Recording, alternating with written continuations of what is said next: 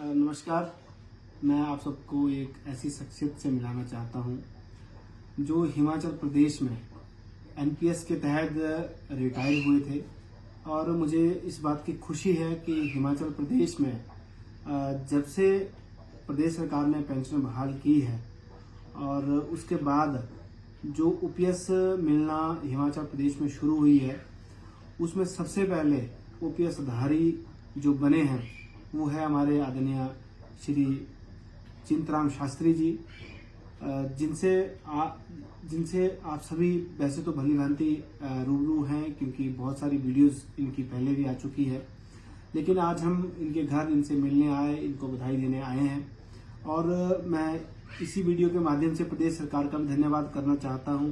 आदरणीय श्री सुखविंदर सिंह सुक्खू जी का धन्यवाद करना चाहता हूं, उनके तमाम सभी सहयोगियों का धन्यवाद करना चाहता हूं, जिन सभी के आशीर्वाद से, जिन सभी की बदौलत आज हिमाचल प्रदेश में पेंशन बहाल हुई है।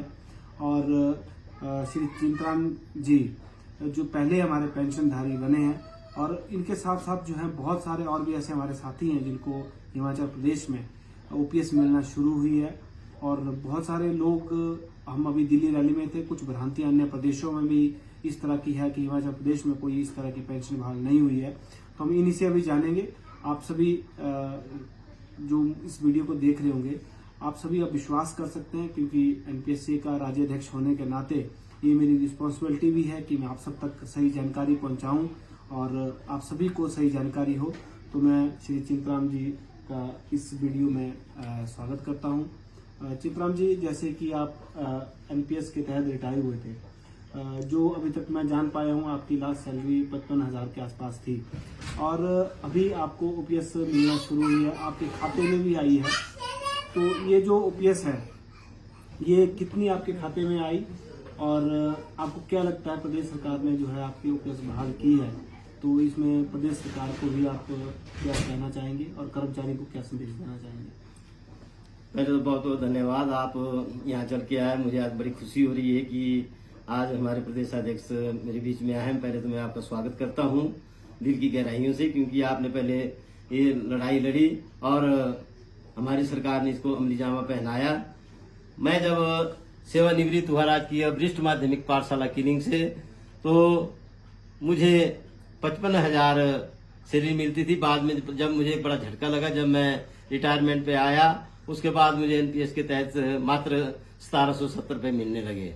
मैं 2017 में सेवानिवृत्त हुआ और मुझे ऐसा लगा उसके बाद कि देखो, इसमें ना शारीरिक अवस्था हमारी ठीक होती है, ना दूसरी चीजें होती है। और जो यह आज ओपीएस की हमें सौगात आपके माध्यम से, आपकी लड़ाई के माध्यम से पहले आपने लड़ी और माननीय मुख्यमंत्री सुखविंदर सिंह सुक्खू जी और उनकी काबीना ने इसे सहर्ष स्वीकार किया। और जो 10 गारंटियों में ये पहली हमारी एक गारंटी थी ओपीएस की, उसको उन्होंने साकार किया। हम बड़े ऋणी हैं उनके और हिमाचल सरकार के ऋणी है, क्योंकि उनको एक पेंशन के मसीहा के रूप में जाना जाएगा। ये आज एक पेंशन की बात नहीं, एक सम्मान और सुरक्षा की बात है। आज मैं सारे भारतवर्ष में संदेश देना चाहता हूं कि हम हिमाचल के कर्मचारी, जो हमारा भविष्य आज एक बहुत ही अच्छा हुआ है, क्योंकि आने वाले समय में हमारे जो कर्मचारी सेवानिवृत्त हुए तथा दूसरे जो हमारे नौकरी पे हैं, उनके लिए एक ये मील का पत्थर साबित होगा। मैं प्रदीप ठाकुर जी, आपने जो लड़ाई लड़ी और आभार आपने व्यक्त किया धर्मशाला में, और आज मैं एक प्रत्यक्ष रूप से उदाहरण हूँ और मैं आज पेंशन ले रहा हूँ। अब अगले महीने मेरे खाते में पेंशन पड़ जाएगी। मुझे इससे ज्यादा और मेरे परिवार को इससे ज्यादा का खुशी होगी और सभी कर्मचारियों को इसमें खुशी होगी। मेरा सभी कर्मचारियों से निवेदन है कि भरपूर सहयोग दें सभी चीजों में, और जहाँ हमारी ये मांगे पूर्ण हुई है और चीजें भी हमारी पूर्ण होगी, तो इसके लिए हम आप सभी का सहयोग चाहते हैं। बहुत बहुत धन्यवाद, आपने अपना समय दिया। मैं एक और बात आपसे पूछना चाहता हूँ कि आपने अपनी पेंशन कम्यूट करवाई है?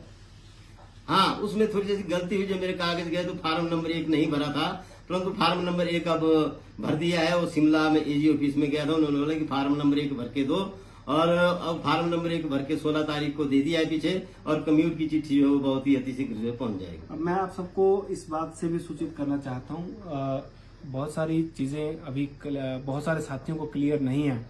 आप ओपीएस जैसी हमें पहले मिलती थी वैसी ओपीएस क्योंकि हिमाचल प्रदेश में शुरू प्रदेश सरकार ने की है, आदरणीय सुखविंदर सिंह सुक्खू जी ने की है, तो आप अपनी पेंशन को कम्यूट भी करवा सकते हैं क्योंकि ये बहुत पहला केस था।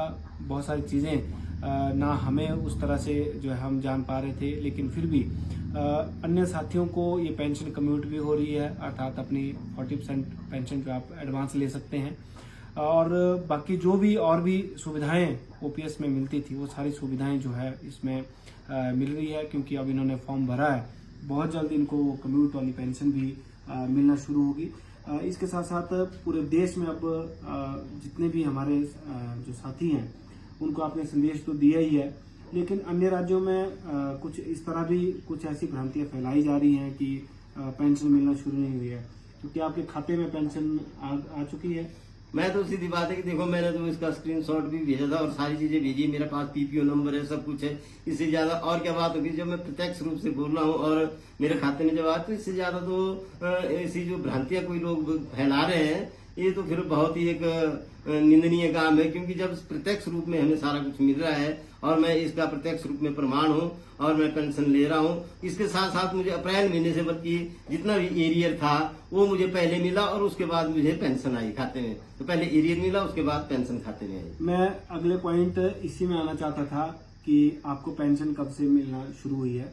तो चिंतराम जी ने ये बिल्कुल स्पष्ट कर दिया कि 1 अप्रैल से जो है हमारी पेंशन, जो हमारे जितने पहले भी सेवानिवृत्त कर्मचारी हुए हैं उनकी पेंशन जो है 1 अप्रैल से मिलना शुरू हुई है। अर्थात हिमाचल प्रदेश में 1 अप्रैल 2023 से जो है पेंशन देना सरकार ने शुरू किया है। चाहे कर्मचारी रिटायर आज हो रहा है, चाहे कर्मचारी रिटायर आज से 5 साल पहले हुआ हो, अर्थात चाहे 2017, 18, 19, 20 जब मर्जी रिटायर हुआ हो। क्योंकि ये भी एक लगातार दिल्ली रैली के दौरान हमारे कर्मचारियों ने पूछा, हिमाचल प्रदेश के अलग अलग कोने से हमसे पूछ रहे हैं कि क्या जो पहले रिटायर हुए हैं, अर्थात जो इस वर्ष सरकार ने जो पेंशन बहाली की घोषणा की, इससे पहले जो रिटायर हुए हैं उनको पेंशन मिलना शुरू हुई है कि नहीं।